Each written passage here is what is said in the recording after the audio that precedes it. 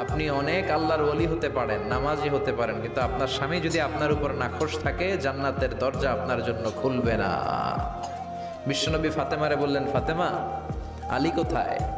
ফাতেমা বলল, আপনার জামাই আলী আমার সাথে ঝগড়া করে বাইরে গেছে। বিশ্বনবীর চেহারাটা আগুনের গোলার মতো লাল হয়ে গেল। বিশ্বনবী ডেকে বললেন, ফাতেমা, তুমি বিশ্বনবীর মেয়ে হতে পারো, কিন্তু আলী তোমার স্বামী।